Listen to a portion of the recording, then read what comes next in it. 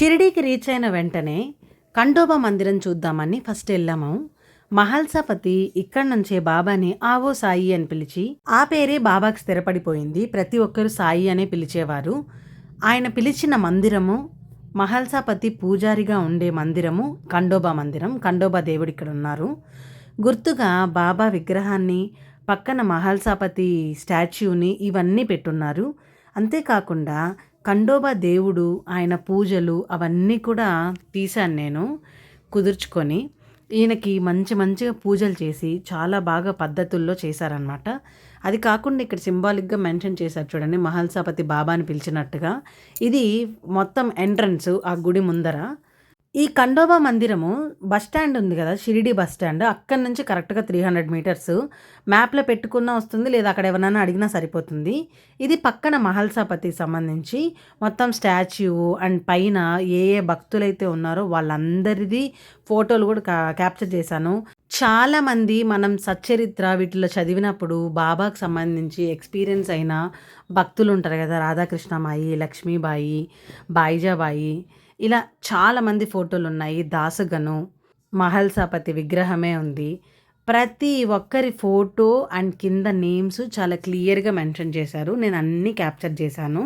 మీరు కూడా వెళ్ళినప్పుడు విజిట్ చేయండి. లేదు వీళ్ళందరి ఫోటోలు మాకు కుదరలేదు తెలుసుకోవాలి అని అంటే, షిరిడి లోపల సమాధి మందిరం దగ్గర పైన వీళ్ళ ఫోటోలు అన్నీ ఉంటాయి. ప్రతి ఒక్కరి ఫోటో ఉంటుంది, చూసి అబ్జర్వ్ చేయండి. లక్ష్మీబాయికి 9 నాణాలు ఇచ్చిన ఫోటో ఇది.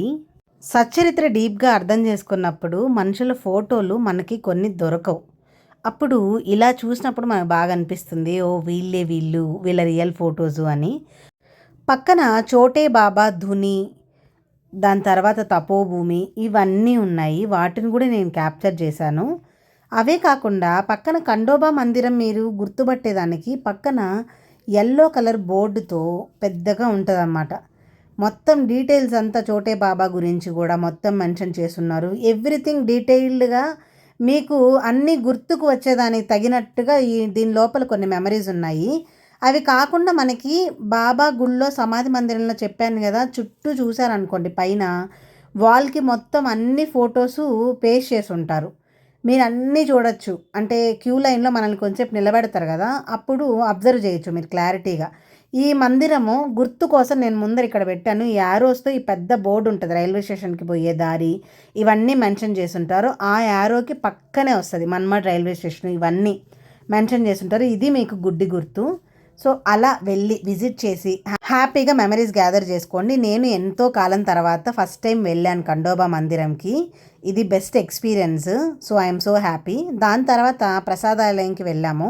ప్రసాదాలయము బాబా గుడి ఉంది కదా, సాయిబాబా సమాధి మందిరం నుంచి కరెక్ట్గా 500 మీటర్స్ నడిచి వెళ్ళిపోవచ్చు. చాలా పెద్ద అన్నదానం ఇది ప్లేస్. సో మీరు విజిటర్గా వెళ్ళాలి విఐపిది అని అంటే 50 రూపీస్ కట్టుకొని వెళ్ళిపోవచ్చు. లేదు అని అంటే మనకు ప్రసాదాలయం టోకన్స్ షిరిడీలోనే ఇస్తారు. విభూది ప్యాకెట్, బూందీ ప్యాకెట్ ఇచ్చేస్తారు కదా, తీసుకొని రాగానే ఎదురుగానే ఉంటుంది క్యాలెండర్స్ అమ్ముతూ, పక్కనే ప్రసాదాలయం టోకన్స్ ఇస్తూ ఉంటారు. అవి తీసుకున్నారంటే ఫ్రీగా ఇక్కడికి వచ్చి ఇచ్చేసి తినేయచ్చు, డబ్బులు కట్టాల్సిన అవసరం లేదు. ఇదండి నా షార్ట్ ఎక్స్పీరియన్స్.